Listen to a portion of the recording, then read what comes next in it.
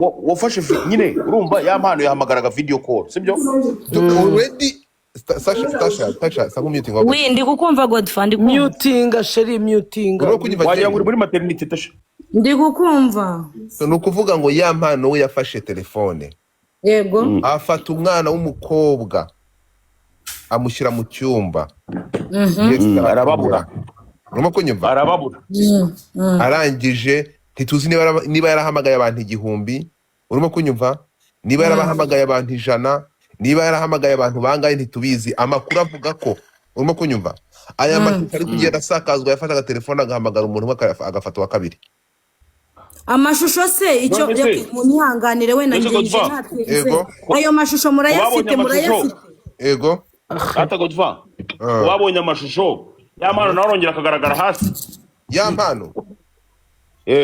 mpano wese aragaragara akagaragaza n'umwana w'umukobwa ari gukorera uwo mwanda ibi ni ibikorwa byabaye ku munsi wo kuwa mbere byampane ejo ndavuye i Burayi aho yafashe umwana w'umukobwa akamutwara muri hoteli Kanombe kwa Bamporiki mu Busanza murakoze akamujyana mu Busanza kwa Bamporiki agafata icyumba giki kiraha ntabwo ibi bintu ari ibintu by'ibihimbano ngibi dore murebe igikuta murebe ngubu buriri murebe iriya ntuza iriya frame ntarahirya hanyuma ya mpande ntabwo ari ibikorwa yakoraga babaye nguyu ya mpande abikora yishimye ya mpano yari yambaye ubusa buri n'umukobwa yambaye ubusa buri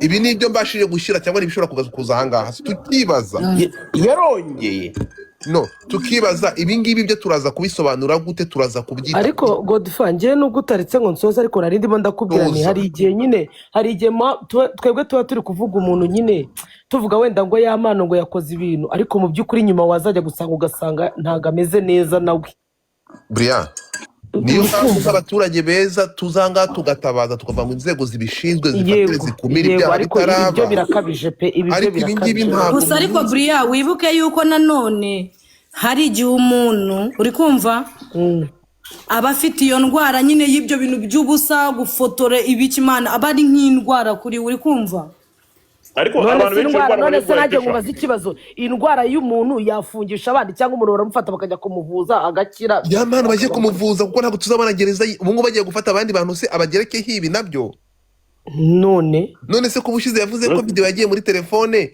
ibi ngibi byaravuga ati nahamagaye umuntu amfata amafoto cyangwa amfata ama screen record namuhamagaye live ibi ngibi turabikora gute Jay ntabwo ibi ngibi bibaye ari ejo muri twumvisha umuvugizi wa RIB avuga ko uyu musore nawe agikurikiranweho niba atarabigizemo uruhari ibi ni ibintu munyumve neza cyane Jay ibi ngibi nabyo ariko mana nyamaze ibi ni ibintu byabaye ibi ngibi ndi kuvuga inzego za RIB urimo kunyumva nibagende baje kuri hoteli yo kwa Bamporiki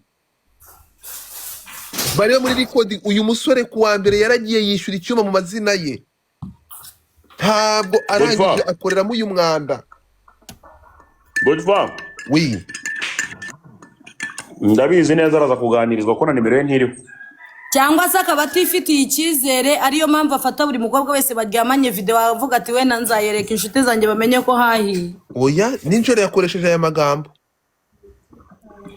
ati wowe yarari hano kuri live arega yaje hano aza muri comment hano avuga ubusa aravuga ati wowe bakwishyuye ndamubwira ngo ko wowe nagufashe umwanya wo kwamagana ibyagukorewe waranyishyuye Jay wowe uranzi n'abandi mu nkuri kigiye kirekire sinjya mfata side ariko ntabwo nabona umuntu ukora umwanda nk'uyu nguyu abandi bari kuborera muri gereza ngo difata ngo nzanganceceke ku bantu mwakurikiye ibi bintu namaganye navugiye ya mpano kuva ku munota wa mbere kugeza ku munota wa nyuma ariko sinari kubona ibi bintu ngo mbiceceke oya nge singira side imeze nk'indaya matimba so uyu mwanda rero ibi ngibi Jay ndakubwira ko ari 1% cyangwa ibi ngibi ndi kuvugira hano ni gatoya kwijana ni 1% kuko muri ibi bintu harimo ni hohotera urimo kunyumva harimo ni hohotera gukubita no gukomeretsa ariko rero aba bana b'abakobwa nabo ibindi bintu niba ari ibindi bintu banywa wenda bituma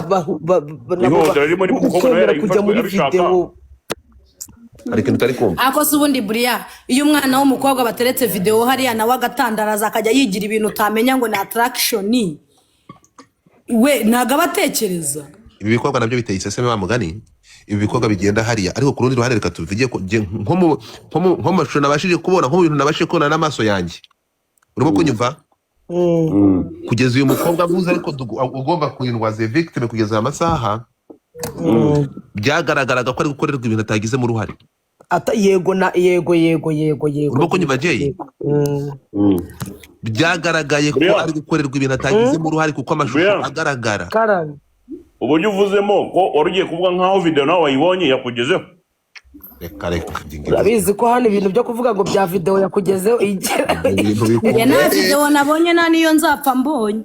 umva nkubwire Jay, nongere mbigusubiriremo, sibyo? Abantu mbigusubiriyemo kandi niko biri. Guys, mutapinge screen. Bari barimo baravugana na Yamano kuri video call. Nibo bakoze screen recording, sibyo? Izo video nibo bazifite. Ngiye reka nguhereze nk'urugero, ubwa mbere njya kubona video ya Yamano. Yari nimero y'umuntu uba muri Amerika ntazi. Wayinyoherereje arambwira ngo dore iby'abahungu banyu birirwamo, ndanamukatira icyo gihe nanabipostinze message yiwe yanyandikiye, sibyo? Ariko je urabona hari ukuntu ufata video uri kumva nyine ukwerekana nk'umuntu nyine ukamwerekana, ariko ubona yuko uwo muntu nyine wenda atabizi se, uri kumva? Abo dore ngaba no muri comment barimo barabyandikamo ngo turazifite. Ngaba bari muri comment show. Nukuvuga ngo Yamano yamufasha ka video ka buturi. Nukuvuga ngo ahubwo amakuru mfite ngo haranabo yahamagaye kuri video conference. Reka yatwa dufata nawe. Ariko se wowe ubayi. Ko se Jay, wowe Jay uri muri akanibi, ariko wa Godfa vugana na Jay nta nubwo ari wakabaye mbaza gutyo. Conference. Uko amakuru mfite urimo kunyumva. Nuko aya makuru yafiteho nosiyo wabashije kuyamenyaho. Ngese muhungu n'umamagaye mu kanya mu gitondo. Yego. Arambwira ati Yamano namubajije ku ruhande. Uri kumva? Uko bafitanye n'akazi uyu munsi ngira ngo n'uyu munsi ngira ngo nabibonye n'uyu munsi kwa gatandatu. Noneho ngaramubaza amujyana ku ruhande aramubwira ati mbabarira umubwiza ukuri, ndajya kugusabira imbabazi yego pe. Ariko umubwiza ukuri koko video ira kwa nyine ukuntu umuntu akujyana ku ruhande. Uri kumva? Yamana baramuga ati reka da, ati ngaho noneho nagenda yerekana uko niko ngo yakwibwiriye Yamano niko yakubwiye. Yego. Uri kumva? Ubwo rero ngewe murabivuze ndatungurwa. Sinzi nanjye nimero nabonye uyu nguyu ni Yamano mwe mumuzi niwe siwe. Uwo ni Florian. Niwe sheri, niwe ariko nanone shangiye naje gusanga. Tugende gake. Niba muri bazima murebe hariya hasi mu nguni iburyo, urabona akantu ka video call ntako muri kubona. Yewe datawe umva, urabona ko n'uburyo yavugagamo n'ubundi nk'umuntu uri muragira gute, uri muravugana n'umuntu, sibyo Bria? Kandi nyine ari byo kukwereka ko je ntabwo uri kubona hano hasi, ntabwo uri kubona kari kuvugana n'umuntu kuri video call. Yarari kuvugana n'umudiaspora wo mu Bubiligi. Kandi ari byo nababwiye mwewe. Abo ba diaspora rero nibo bafite izo video. Ndababwira ni abana bamaze kumuhereza account yo kuri Nuza, yo kuri OnlyFans. Ibi mutapige screen batatuvana uko bari gushyira, mutapige screen abantu bari hasi. Ahangaha murebe iyo video murangize murebe hano. Ahangaha nakasa umutwe dore nguyu mutwe wa Yamano hano hasi. Nuko nabikasa. Hapo wanapaita kwenye kitanda chake. Aha nakasa umutwe. Aho ngaho ngo niho yamubagiraga ikomeye. Gusa ariko mani Yamano nawe ajya yibuka ko reka mbabwire shu nuko mwe mutabizi, ariko abo bakobwa nibo baseba kurusha Yamano bro. Yamano ngo nirega saba. Nanjye uwayimpaye ni umuhungu uri mu Bubiligi kwaho rero. Yamano ngo nirega saba yubaka. Ariko kubaka legacy ubwo legacy ari kubaka, ariko sha Jay kandi Jay ntugashukane legacy ari kubaka nibwo. Kandi ariko nyine abayumva nyine karimo rubaka legacy.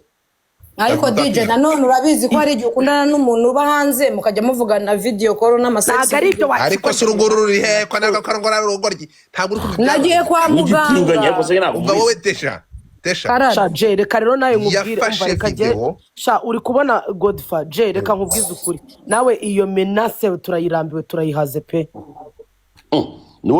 ninde